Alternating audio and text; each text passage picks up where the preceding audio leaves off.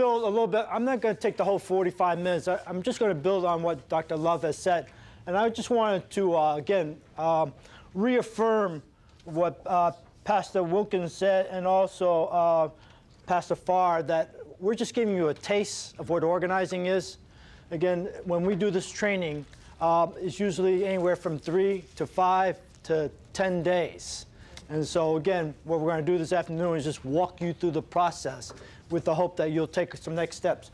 I just want to say my organizing background, I was just showing Dr. Love, I was involved with First Presbyterian Church on the south side of Chicago in Woodlawn, 64 from Kimbark. And it was one of the first churches to help found TWO, the Woodlawn organization, the first, one of the first community organizations in the United States. And then I started my organizing career on the west side of Chicago on Roosevelt Avenue with a group called Community of United People. And I worked the towers at the J. Adams Housing Project. So my first work was with housing project residents. And so again, that's where I got my feet wet and made a lot of mistakes, but learned how to organize. And so I think about the funny thing is that you have, this is something that you have, it's a long, laborious, hard work. And if you're not willing to invest the time and energy in it, then don't do it. That's why I say pastors and leaders of churches as I talk across the country.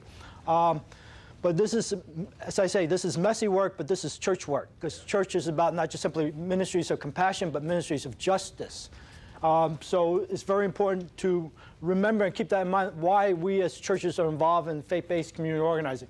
I just want to just share with you on the packet that on the table, I had put a four-page handout. I just want you to look at this definition. This is one of many definitions of organizing. This comes from Neighborhood Works, which is basically a group that works with church and neighborhood groups around housing. And I like their definition.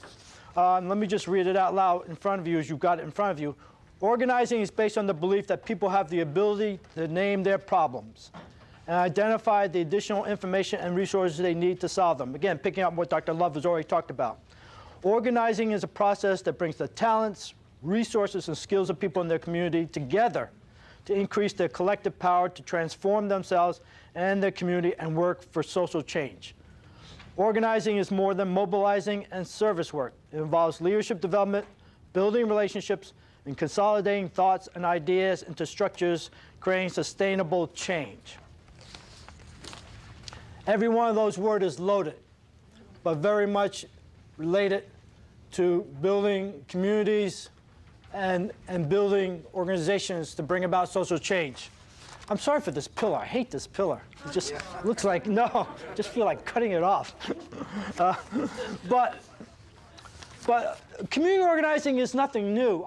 President Obama has elevated to prominence. Now every church, Presbyterian church, we have 11,000 congregations in the United States are calling me, say, what is this organizing? But organizing is, community organizing started in Chicago in the back of the yards in the 50s with Saul Alinsky as the founder. And so it has evolved over the last 50-plus years. And I just want to just quickly go through the history because it's where we're at now. When organizing was started in the 50s, it was very neighborhood-based. And it was very issue-oriented, as we would say. So if your church and your community had an issue, you work on it. But what we learned in organizing work in the first 20, 30 years of community organizing, that worked well when you won the issue. So it might have been, boarded up housing. It may have been a crime issue. It may have been X, Y, and Z. The problem is that when you lost the issue, people would get disappointed and get frustrated and again say, well, Pastor, you promised that we would get that done. And it didn't get done, so you wasted our time. And your parishioners are saying, why are we going to try to do another issue, Pastor, if we don't get this done? So what evolved in the faith basis is that, especially in urban areas, is that you had to be more than just issue-oriented. And that's when the churches reclaimed that it's about building relationship. So organizing world decided that it had to go into building relationship because the relationship would keep people together even if you lost the issue. Because church folks, we're about building community, but we're also about building the kingdom, as we say, the Lord's Prayer, on earth as it is in heaven. It's our mission. And so we reconfigured our philosophy of organizing from going from issue organizing to faith-based to congregational-based organizing. And it's kind of interesting because it's basically definitely been part of the historic African-American church and the mainline Protestant white churches. But in the last couple of years we've been working, the Unitarian Universalists have now developed their program called Social Justice Approach to Revitalizing Congregational Life, Congregational-Based Community Organizing. And then the Jewish community we've been working with, Jewish Fund for Justice, an introduction to congregational-based community organizing. It's new to their congregation, but we keep saying, we've been doing this for 50+ years. And so, you know, but again, I think President Obama has really elevated. But the congregational-based community organizing has really evolved since the 70s. Again, a movement away from issue-based because, again, you know, when you think about it, in a lot of our urban neighborhoods, after everybody, you know, a lot of folks left our neighborhood to flee to the suburbs, who is left?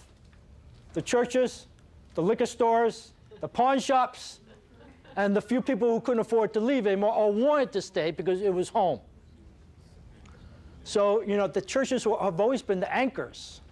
But the problem with most of our churches is that we're anchored in the neighborhood, but we don't live in the neighborhood.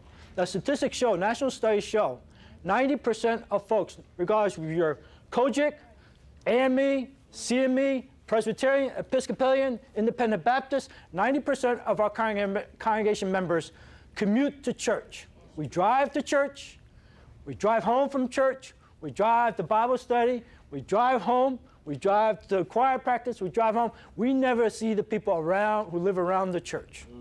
So that's why we're disconnected. We're very disconnected from our communities.